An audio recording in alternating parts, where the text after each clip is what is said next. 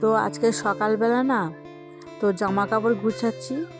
তো কারণ কালকে জামা কাপড়গুলো কাচাকুচি করেছিলাম, সেই জামা কাপড়গুলো সোফার মধ্যে রেখে দিয়েছিলাম। তো এগুলো ভাঁজ করে তুলে রাখবো না, একদম সময় পাইনি, তাই জন্য ঘরের আজকে সমস্ত কাজ কিন্তু হয়ে গিয়েছে। তো বসে বসে দেখো জামা কাপড়গুলো আমি ভাঁজ করে নিচ্ছি। তো শুভ সকাল আমার প্রিয় বন্ধুরা, তোমরা সবাই কেমন আছো? আশা করছি তোমরা সবাই খুব ভালো আছো। তো দাদরামারা ছোট্ট একটা গ্রাম থেকে আমি পূজা তোমাদের সবাইকে স্বাগত জানাচ্ছি পূজা ব্লগ চ্যানেলে। তো দেখো প্রায় অনেকগুলোই জামা কাপড় রয়েছিল, মেয়ের জামা কাপড়, আমার চাদর, অনেকই জামা কাপড়। তো সেগুলো ভাঁজ করে আমি জিনিস জায়গায় গুছিয়ে রাখবো। ছোট ঘরের মধ্যে সমস্ত জামা কাপড়গুলো গুছিয়ে রাখতে কিন্তু সমস্যা হয়। এই ঘরের মধ্যে কোনো জামা কাপড় রাখার কোনো আলমারি বা আলনা নেই। তো তাই জন্য একটা নির্দিষ্ট জায়গায় জামা কাপড়গুলো গুছিয়ে কিন্তু রেখে দিই। আজকে যেহেতু জানো তো আমাদের তো দিদি শাশুড়ি মারা গিয়েছে, আজকে 15 দিন হলো।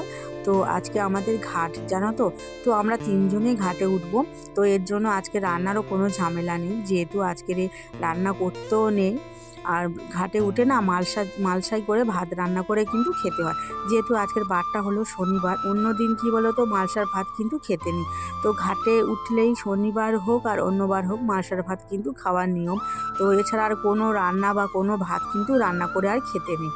তো আর খেতে হয় রাতে বেলা ওই যে খই মুরগি এগুলো কিন্তু খেতে হয়। যেহেতু কি বলো তো আমার শ্বশুর মারা গিয়েছিল, তখন বাড়িতে কিন্তু খই মুরগি বাতাসা সবসময়ই থাকতো। আজকে কিন্তু মানে খই মুরগি আমাদের কেনাই হয়নি।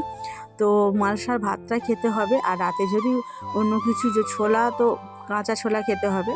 তো চা বিস্কুট এগুলোই কিন্তু খেতে হয়, এছাড়া আর অন্য কোনো কিছু খাওয়া যায় না। তো সেই বাড়িতে কিন্তু কাজ হচ্ছে। তো যেহেতু আমার শাশুড়ি মা যাবে না, তো এর জন্য আমাদের কিন্তু আলাদা করে আমরা 3 জনে কাজ করে নেব। শাশুড়ি মা বাড়ি আসবে না, তো উনি অন্য সময় ওনার অসুখটা কাটিয়ে নেবে। আর এখন দেখো আমরা 3 জনেই কিন্তু অসুখটা কাটিয়ে নেব। তো অনেকগুলো জামা কাপড় ছিল, আজকেরও কিছু জামা কাপড় আমি কাচাকুচি করে নিয়েছি। রোদ উঠে গিয়েছে, তাও না ঠান্ডা ভাবটা যেন যায়নি। তার জন্য দেখো জামা কাপড় কাচাকুচি করে নিয়েছি, চাদরটা গায়ে থেকে কিন্তু খোলা হয়নি। প্রচণ্ড ঠান্ডা ঠান্ডা ভাব। তো এই শীতের সময় আমার না প্রচণ্ড এই সকালবেলা করে উঠে হাঁটতে গিয়ে প্রচণ্ড ঠান্ডা লেগে গিয়েছে। তার জন্য এই মানে গালে, দাঁতের চারিদিকে না ব্যথা হয়েছে, আর কানেও না মানে যন্ত্রণা করছে। তো এই সকালবেলা যে ঠান্ডাটা লেগে যায় এটা কিন্তু খুবই খারাপ। তো তারপর দেখো জামা কাপড়গুলো কাচাকুচি করে কিন্তু তারে মেলে দিয়ে চলে এসেছি ঘরের ভেতরটা ঝাঁট দিয়ে পরিষ্কার করার জন্য।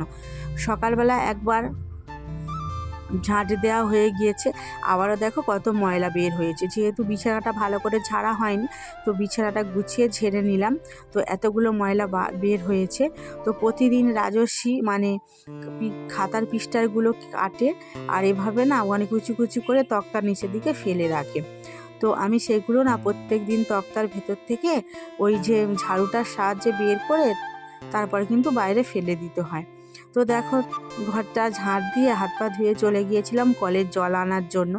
তো কলের জল এনে রেখে দিলাম। তো তারপর কিছু সময় দোকানে ছিলাম। তো বড়মশাই গিয়েছিল বাজারে। তো দেখো আবারও কিন্তু ন্যাড়া হতে হয়েছে, যেহেতু ঠাকুমা মারা গিয়েছে।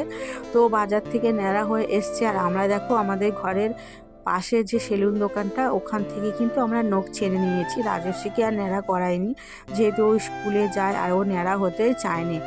তো দেখো তারপরে আমরা ঘাটে উঠে নিলাম, মানে পুকুরের জলে স্নান করে।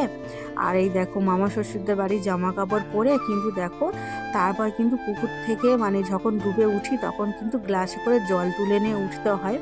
তো দেখো সেই জলগুলো একটা নির্দিষ্ট জায়গায় এই প্রদীপ আর ঘট বসিয়ে বসাতে হয়। তো সেখানেই কিন্তু গ্লাসের জলটা বসিয়ে রেখে দেবো। কাল যখন আমরা ভুজি দিতে বসবো তখন কিন্তু এই জলটা লাগবে। তো এটাই নিয়ম। আর ঘাটে থেকে উঠে নিয়ম হলো কাঁচা ছোলা, আদা আর নিম পাতা কিন্তু খাওয়ার। তো এটাই নিয়ম।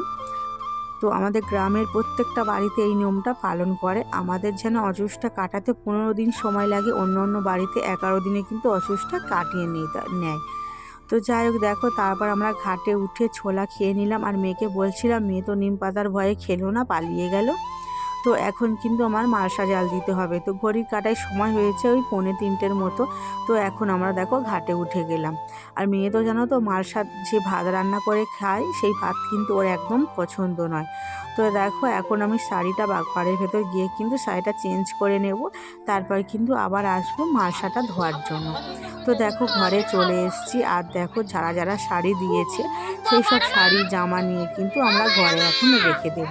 তো যেটা পরে আমরা ঘাটে উঠেছি কালকের কিন্তু সেই কাপড় জামাটা পরে কিন্তু আবারও ভুজি দিতে হবে। তো এখন দেখো ঘড়ির কাঁটায় 3:30 বেজে গিয়েছে। তো দেখো রেখে দিলাম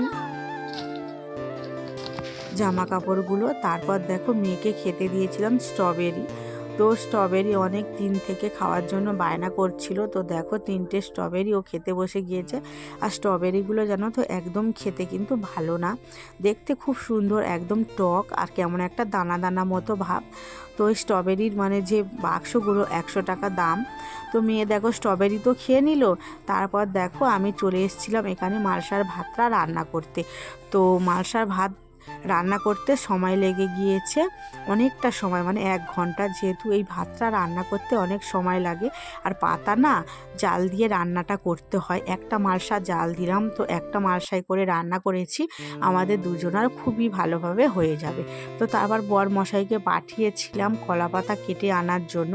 আবারও দেখো 2টো কলা পাতা কেটে এনেছে। তো আনার পরে ভালো করে আমি কলা পাতাগুলো ধুয়ে নিয়ে তারপর দেখো আমি গামছা দিয়ে মুছিয়ে নিয়ে তো ভাতটা দেখো ঠেলে নিচ্ছি। তো আজকের এই বড় পাতাটার মধ্যে করে দুজনে নিয়ে খেয়ে নেব। আর মেয়ে খাবে না জানো তো, মেয়ে ওকে ম্যাগি করে দিয়েছিলাম 2টো, ও সেই ম্যাগিটাই খেয়ে কিন্তু খেলা করছে এখন। আর এই দেখো ভাতটা আজকের হয়েছে না একদম একটু শক্ত শক্ত ভাব, মানে ডালটা একটু খুবই শক্ত। আর অনেক আলু জানো তো সিদ্ধ হয়নি, জানি না আলুটা কেন। তো প্রত্যেক আলু কিন্তু সময় হয় না, এক একটা আলু কিন্তু তাড়াতাড়ি সিদ্ধ হয়ে যায়, আবার এক একটা আলু কিন্তু শক্তই থাকে। তো আজকের ভিডিওটা কিন্তু বেশি বড় করতে পারিনি, যতটুকু পেরেছি তোমাদের সঙ্গে সেইটুকু শেয়ার করেছি। তো ভিডিওটা দেখো, আর ভিডিওটা যদি ভালো লাগে তোমরা কিন্তু অবশ্যই লাইক কমেন্ট শেয়ার করে আমাদের পাশে থেকো। আর এই ভাতের মধ্যে জানো তো শুকনো লঙ্কা ভেজে খেতে নেই, এভাবে সিদ্ধ করে কিন্তু মাখাতে হয়, আর সিন্দুকে লবণ। তো দেখো এইভাবে আর ঘি দিয়ে কিন্তু আলু ভাতটা মাখাবো। আর এইটা তো আমরা এখন খাচ্ছি, রাতে খাবো চা বিস্কিট। তো আজকে সারাদিন এইভাবে দিনটা কাটলো। তোমরা অবশ্যই ভালোবাসায় দিয়ে যাবো। ভিডিওটা এখানেই শেষ করছি, কাল অবশ্যই তোমাদের সাথে দেখা হবে।